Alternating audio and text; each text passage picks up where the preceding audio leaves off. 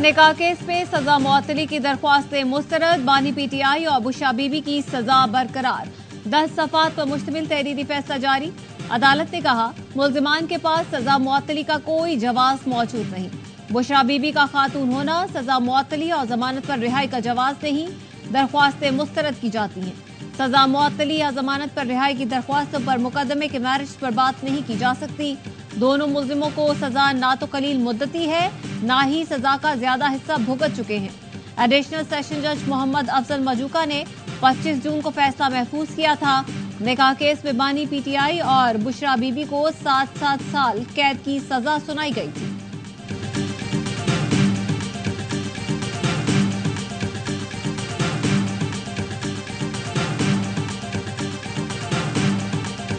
ये केस खाबंद और बीवी के दरमियान है, उसको पोलिटिसाइज किया गया और सजा आज मुअत्तल नहीं हुई। इसको हाई कोर्ट में अपने वकला के जरिए फिल फॉर चैलेंज करेंगे।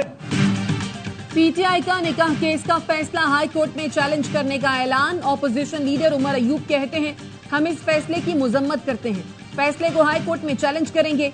कानून और इंसाफ का तकाजा था कि केस में कोई पेचीदगी नहीं। निकाह केस को सियासी रंग दिया गया, अब हमारी तहरीक मजीद तेज चलेगी।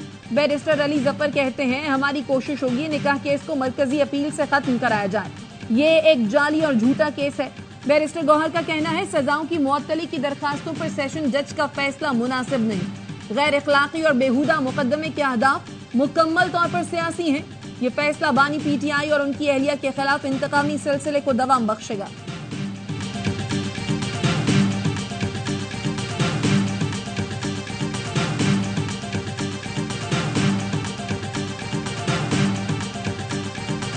कराची वालों की दुआएं रंग ले आईं। तवील और शदीद गर्मी के बाद बादल बरस पड़े। नाजिमाबाद, साइट एरिया समेत कई इलाकों में मूसलाधार बारिश। गुलशन इकबाल में भी बरसात। मलीर, गडाप और बहरिया टाउन में भी बादलों ने रंग जमाया। शहर में बादल उठे तो के इलेक्ट्रिक का निजाम बैठ गया। 200 से ज्यादा फीडर स्ट्रिप कर गए तो मुतादिद इलाकों में हिफाजती इंतजाम के नाम पर भी बिजली बंद कर दी गई। महकमा मौसमियात के मुताबिक बारिश का सिलसिला कल भी जारी रहेगा।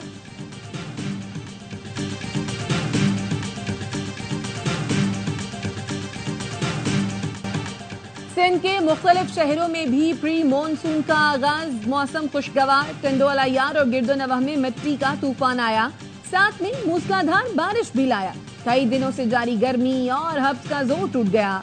सांघर, खपरों में तेज हवाओं के साथ बारिश। नवाबशाह के गिरदोनवाह में मिट्टी का तूफान, कई दरख्त और साइन बोर्ड गिर गए। हैदराबाद में भी ठंडी हवाएं चल पड़ी।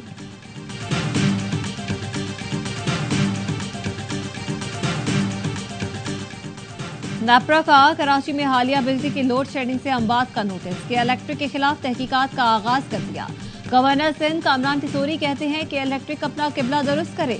शहर में बदतरीन लोड शेडिंग की जा रही है, ऐसा कदम उठाने पर मजबूर न करे जो आईन और कानून के खिलाफ हो। जमात इस्लामी ने लोड शेडिंग के खात्मे के लिए सिंध हाई कोर्ट से रुजू कर लिया।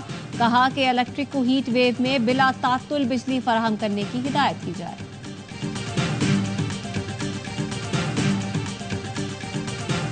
पाकिस्तान का इलेक्शन से मुताल्लिक अमरीकी करारदाद के मुकाबले में करारदाद लाने का ऐलान। वजीर खारजा इसाक डार ने अमरीकी कांग्रेस की करारदाद को बिला जवाज करार देते हुए इसे मुस्तरद कर दिया। कहा हम भी किसी मुल्क के खिलाफ ऐसी करारदाद ला सकते हैं, 50 चीजों पर तनकीद कर सकते हैं। जवाबी करारदाद का मुसव्वदा तैयार है, ऑपोजिशन से भी मुशावरत करेंगे। चीन पाकिस्तान का बेहतरीन दोस्त है। हमने अपनी गलतियों से सी पैक को बैकफुट पर डाला, अपने सियासी ताल्लुकात खुद खराब किए। गजा पर हमारा मौक़िफ़ बड़ा वाज़ेह है। गजा, कश्मीर और इस्लामोफोबिया पर अपनी जिम्मेदारी पूरी करेंगे।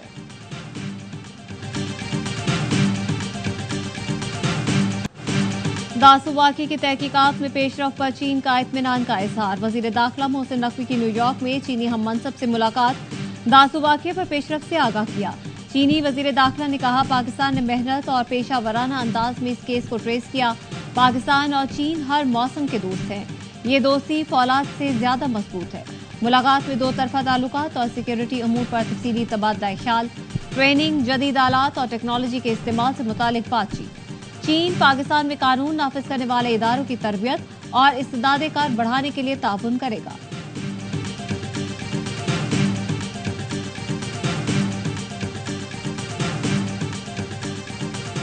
उसने थ्रू आउट अपने आप को पीटीआई का डिक्लेयर किया, बिल्कुल उसने सर्टिफिकेट्स भी दिए, बिल्कुल उसने विड्रॉल भी नहीं की जी। आपने इसको अदर देन पीटीआई कैसे ट्रीट? सर ये तेरा कौन से कहना पार्टी अफिलिएशन सर्टिफिकेट ले आओ, how could they bring it when the party could not contest the election? Absolutely, we don't want to eliminate PTI from the electoral fray. Your election program is kicking in.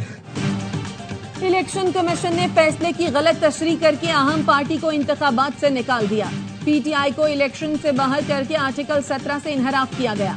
मखसूस नशिस्तों से मुतालिक appeal में justice अतर मिनल्ला के remarks बोले, election commission ने कहा सुन्नी इत्तेहाद council गैर मुस्लिम member को तस्लीम नहीं करता। ऐसी ही शक JUI के मंशूर में भी है, उन्हें तो मखसूस नशिस्तें दे दी गई। जस्टिस आयशा मलिक ने इस्तफसार किया, क्या इलेक्शन कमीशन सब जमातों को मखसूस नशिस्तें देने के लिए मंशूर देखता है?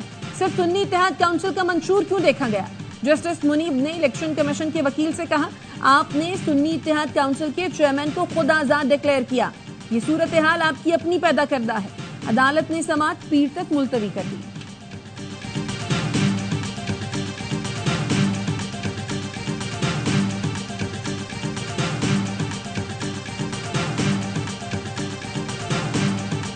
शादी करना चाहे उसकी अपनी चाहत है, लड़की को भी रजामंद होना चाहिए, तो दोनों बातें होंगी ना।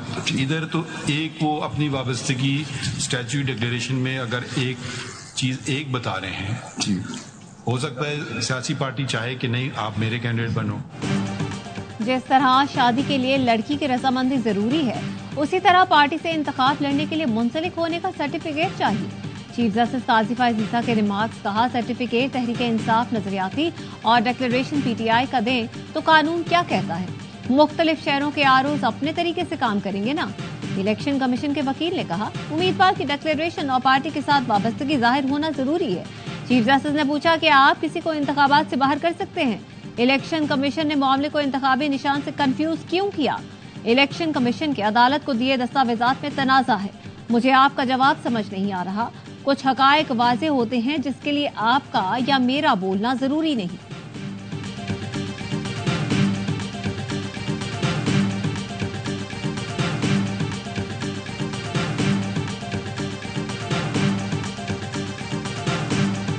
मुझे पता है यहाँ 90% से ज्यादा लोगों ने ये मैनिफेस्टो पढ़ा तक नहीं होगा। खैर मुझे ये भी पता है, ये जो लिखा हुआ है ना, चुनो नई सोच को, ये था पीपल्स पार्टी के मैनिफेस्टो का स्लोगन।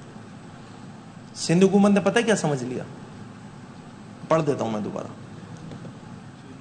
चुनो नहीं सोच को। सिंध असेंबली में ऑपोजिशन लीडर पीपल्स पार्टी का मंशूर उठा लाए। अली खुर्शीदी ने जाले रहनुमाओं पर तंज के तीर चलाए, कहा कुछ जमातों के मंशूर पढ़े सबसे बेहतरीन पीपी का लगा। लोग तो सोचते होंगे इस जमात की हुकूमत में बेहतरीन काम हो रहा होगा। सिंध हुकूमत अपनी क़यादत की ही बात नहीं सुनती, मंशूर के खिलाफ काम कर रही है। हुकूमती अरकान ने कहा यह टैक्स फ्री बजट है, इन्हें जो लिख कर दिया गया वो पढ़ दिया। टैक्स नहीं लगाया तो ये फाइनेंस बिल क्यों लाया गया है? इस दफे पंजाब से ज्यादा की डेवलपमेंट जो अगला माली साल होगा उसमें करके दिखाएंगे। सब्सिडीज पे बहुत जोर, मुझे सब्सिडी हम पाए व्हीट सब्सिडी के, हम कोई और सब्सिडीज सच नहीं। हमने जितना काम किया वो काफी नहीं, अभी बहुत कुछ करना है। वजीर आला मुराद अली शाह का सिंध असेंबली में इज़हार ख्याल, कहा ऑपोजिशन लीडर समझते हैं हमने कुछ नहीं पढ़ा, सब्सिडी पर बहुत शोर मचाया गया, गंदम के सिवा कोई सब्सिडी नहीं दी, तरक्याती स्कीमों पर रकम खर्च करके दिखाएंगे। मानता हूँ मसाइल हैं जिनको हल किया जा रहा है, ये सूबा सिंध है, इसकी असेंबली अपनी लीडरशिप के उसूलों के मुताबिक चलती है। आसिफ जरदारी का दोबारा सदर मुंतखब होना जमहूरियत का इंतकाम है।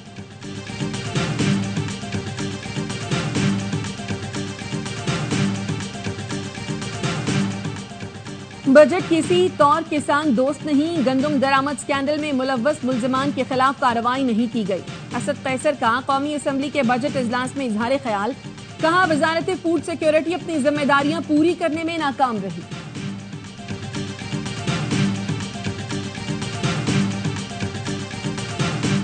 हुकूमत बताया कि किसी मुल्क ने इनको $5 भी दिए हैं। ये हुकूमत सिर्फ अपने केस खत्म करने और आवाम को बिजली की नंगी तारों पर लटकाने के लिए आई है। कश्मीर के बाद KPK और बलूचिस्तान के भी हालात खराब हो रहे हैं। असल मुज़ाकरात फौज के साथ किए जाएं और दरमियानी रास्ता निकाला जाए।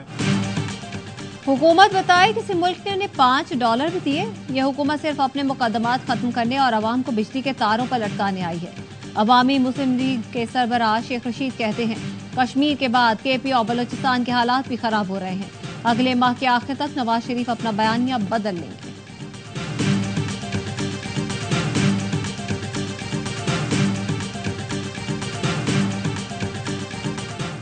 सरगोधा में ATC जज के साथ नाखुशगवार वाक़े पर अस्कुद notice case. Lahore high court ने अस्कुद नोटिस को आईनी दरखास्त में तब्दील कर दिया। पंजाब पुलिस को ATC जज से राब्ते की हिदायत। जस्टिस शाहिद करीम ने रिमार्क्स दिए ATC जजेस ऐसे वाक़यात की रिकॉर्डिंग को यकीनी बनाएं। वज़ीर आज़म सिक्योरिटी इदारों के लिए गाइडलाइन का तयन करें। अदालतों में इस तरह का वाक़या हुआ तो पुलिस जिम्मेदार होगी।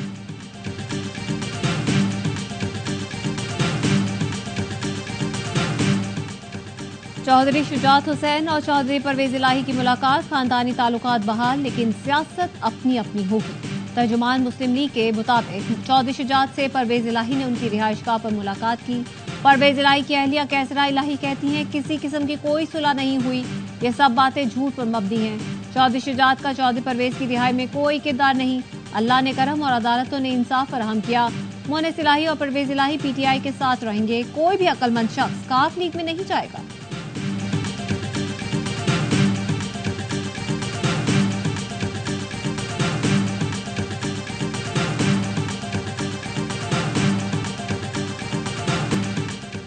मदियन वाक़े की मजीद 8 मुल्जिमान 6 रोजा जिस्मानी रिमांड पर पुलिस के हवाले। मुल्जिमान को ATC स्वात में पेश किया गया।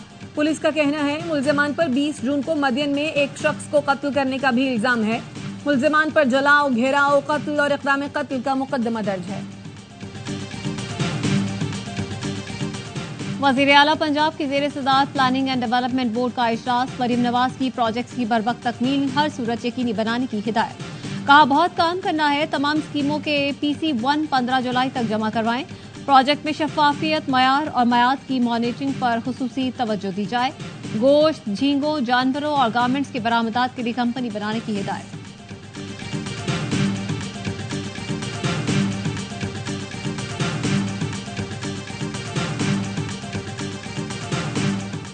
सांगढ़ से कराची के एनिमल शेल्टर में मुंतकिल की जाने वाली जख्मी ऊंटनी की बहाली का अमल जारी। ऊंटनी को 3 टांगों पर खड़ा करने के लिए स्ट्रक्चर तैयार कर लिया गया।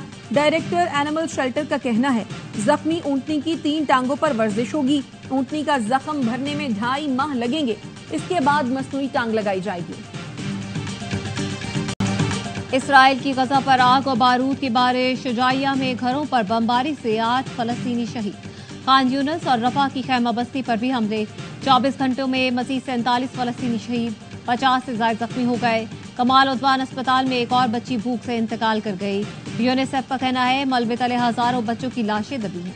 मलबा हटाने के लिए मशीनरी नहीं, फौरी तौर पर मलबे हटाने के लिए काम किया जाए।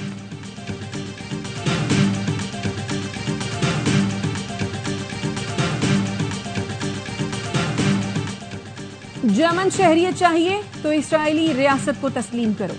जर्मनी में शहरियत से मुताल्लिक तरमीम शुदा कानून नाफिजुल अमल। इसराइल ने जर्मनी पर होलोकॉस्ट का इल्जाम लगाया था। आज उसी जर्मनी ने शहरियत के ख्वाहिशमंदों के लिए इसराइल की हिमायत करने को लाजिम करार दे दिया। अमेरिका का एक बार फिर भारत में मजहबी आज़ादी के मसाइल पर तशवीश का इजहार।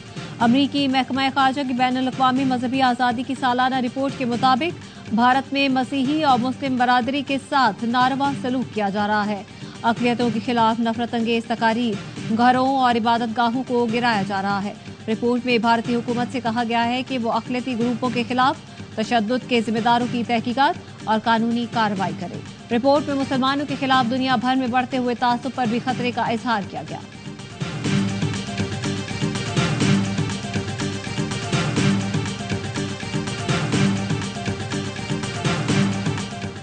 मकबूजा कश्मीर में भारतीय रियासती दहशतगर्दी जारी। काबिज फौज ने जिला डोडा में मजीद 3 नौजवानों को शहीद कर दिया। फोर्सेस ने घर घर तलाशी की आड़ में जिले भर का मुहासरा कर रखा है। बेगुनाह नौजवानों की शहादत के बावजूद ऑपरेशन जारी है। बरतानिया में इंतखाबात से पहले लेबर और कंजर्वेटिव पार्टी के उम्मीदवारों के दरमियान आखिरी मुबाहिजा।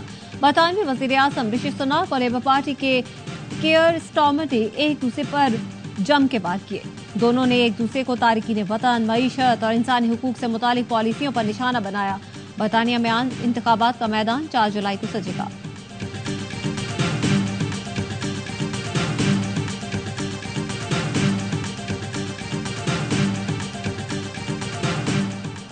ईरान में मरहूम सदर इब्राहिम रईसी के जानशीं का इंतखाब। ईरानी अवाम कल नए सदर के लिए वोट डालेंगे। ईरान की शूरा निगहबान ने 6 उम्मीदवारों के नामों की मंजूरी दी है।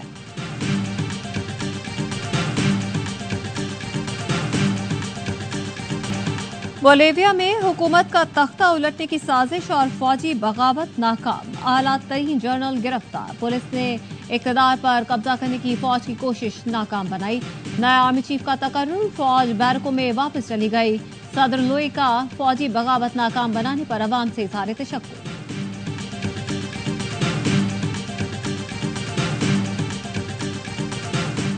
कराची में हजरत अब्दुल्ला शाह गाजी के सालाना उर्स की तकरीबात का आगाज। गवर्नर सिंध कामरान टेसोरी ने 3 रोजा उर्स का इफ्तिताह किया। मुल्क भर से ज़ायरीन की आमद। सिक्योरिटी के सख्त इंतजाम।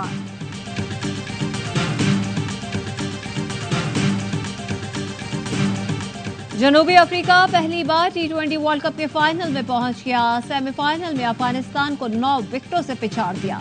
जनूबी अफ्रीकी बॉलर्स ने अफगानिस्तान को सिर्फ 56 रन पर ढेर कर दिया। जनूबी अफ्रीका ने 90 ओवर में 1 विकेट पर हदाफ हासिल किया। कुछ देर बाद दूसरे सेमीफाइनल में दिफाई चैंपियन इंग्लैंड और भारत मध्य मुकाबले।